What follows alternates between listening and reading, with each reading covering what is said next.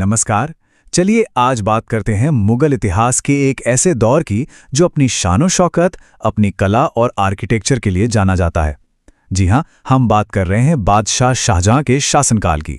तो सबसे बड़ा सवाल यही उठता है ना कि आखिर शाहजहां के दौर को कला और वास्तुकला का स्वर्ण युग क्यों कहते हैं?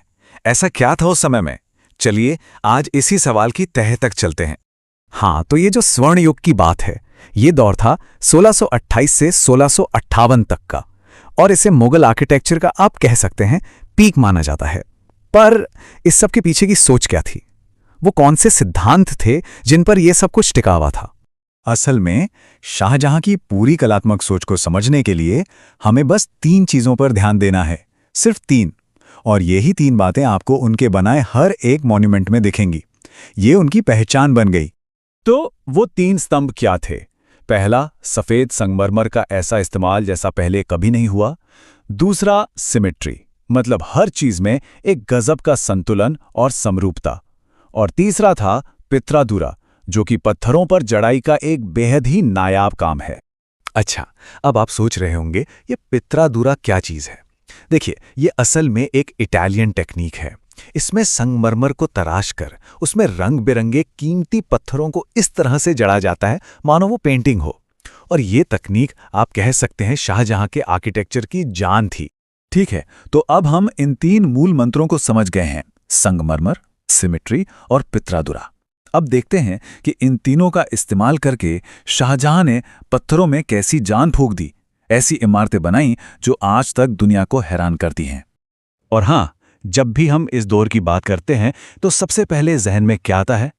ताजमहल, बिल्कुल। और ये कोई मामूली इमारत तो थी नहीं। सोचकर देखिए, इसे बनने में करीब 21 साल लग गए, 1632 से 1653 तक। और ये सब कुछ सिर्फ उनकी बेगम मुमताज महल की याद में। और जानते हैं सबसे कमाल की बात क्या है? ताजमहल में वो तीनों सिद्धांत एकदम परफेक्ट तरीके से दिखते हैं। पूरा का पूरा सफेद संगमरमर से बना है। इसकी सिमेट्री तो देखिए, एकदम निखुत, पूरी तरह से बैलेंस्ड। और इस पर जो पित्रादुरा का काम है वो तो आज भी लाजवाब है। इसीलिए तो इसे मुगल आर्किटेक्चर का सबसे बेहतरीन नमूना कहते हैं। लेकिन कहानी सिर्फ आगरा में खत्म नहीं होती। शाहजहां की सोच बहुत बड़ी थी। उन्होंने एक बहुत बड़ा, एक ऐतिहासिक फैसला लिया, मुगल सल्तनत की राजधानी को आगरा से दिल्ली ले जाने का। और ये एक नए दौर की शुरुआत थी। दिल्ली आकर उन्होंने एक पूरा का पूरा नया शहर ही बसा दिया, शाहजहानाबाद।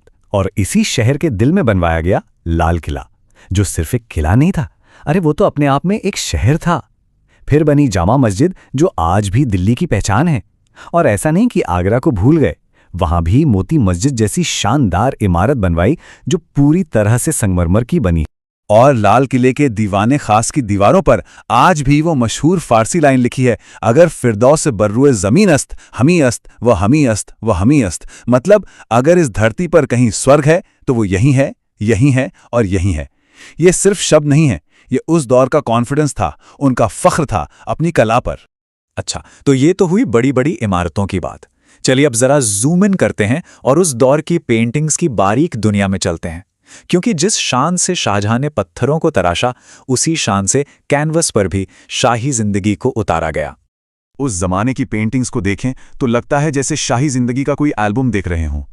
उनमें सब कुछ था, दरबार की चकाचौंध, त्योहारों की धूमधाम, शिकार का रोमांच, यहां तक कि परिवार के कुछ बेहद निजी पल भी।